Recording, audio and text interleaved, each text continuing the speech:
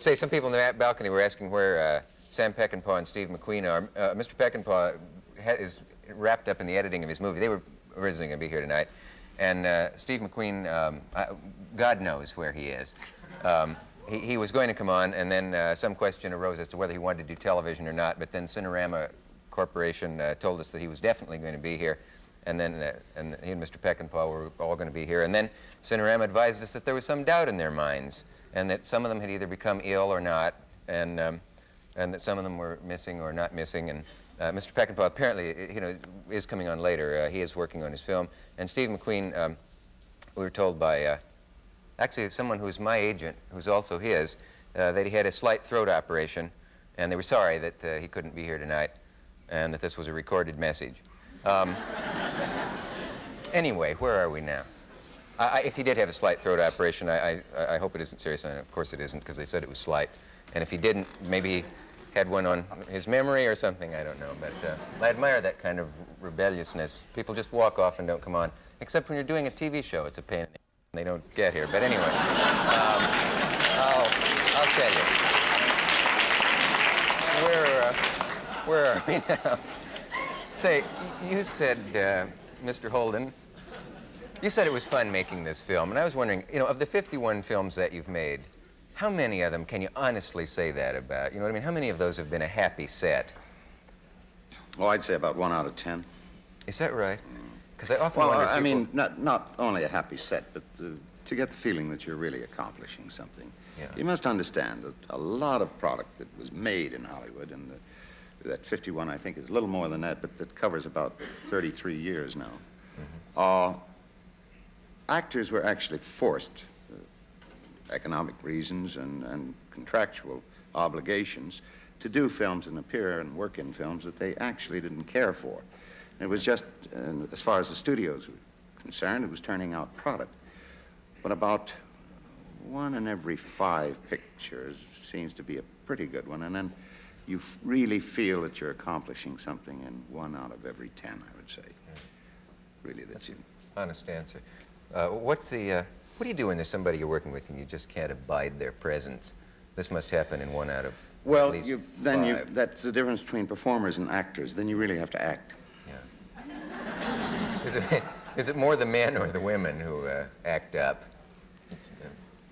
I would say, well, my experience has been that the most difficulty has been with women. Yeah. And for many reasons. You see, the actor, the male actor, isn't subjected to the kind of pressure that a female has to go through. I mean, he can come in, let's say at 7 o'clock in the morning, be ready to go on the set at 8:30, 8:45, where the female actress has to get up at 4, and she's got to have her hair done and washed and set, and her makeup is always much more complicated. And normally her wardrobe is a lot more complicated.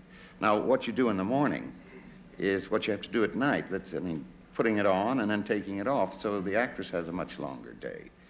And I think it's tougher on actresses. You know, there's a marvelous story about, no, can't tell it. You can't tell it? No, no. Well, tell it with someone else's name. No, well, I remember, no, I'll tell it. Charlton Heston was doing the 10 Commandments. And one day he was walking down the lot, and he had the beard down to here, and the long flowing hair, and the white eyebrows, and the robes, and it was hot. And DeMille was very demanding about doing this picture, and he wanted it. And Bob Hope rode by on a bicycle. And he says, "Hi, Chuck, how's it going?" Chuck says, "Oh, Bob, you don't know." He said, I get here at 3:30 in the morning. They have to put the beard on, and the white eyebrows, and the makeup. And he said, and then when I'm through at night, I have to take all of this stuff off. And he said, I'm sweat under this hot robe. And Hope said, "I've always said it's tough to be a Jew."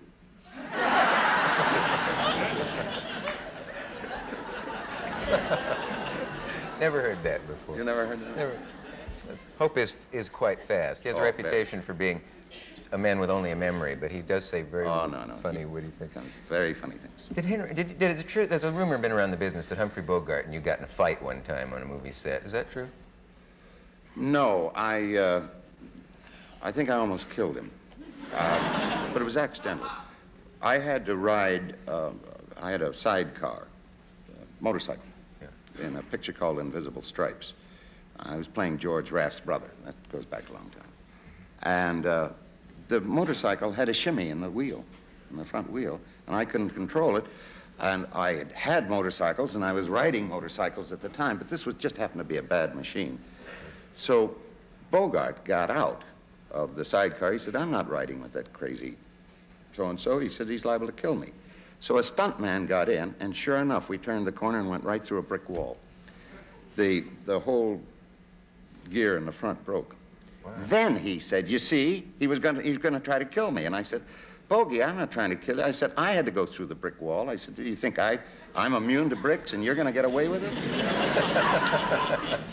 That's what started the rumor about a fight. There was no fight. Never did. Okay. Was stuntman hurt who went through the wall? No, we went. Oh, okay.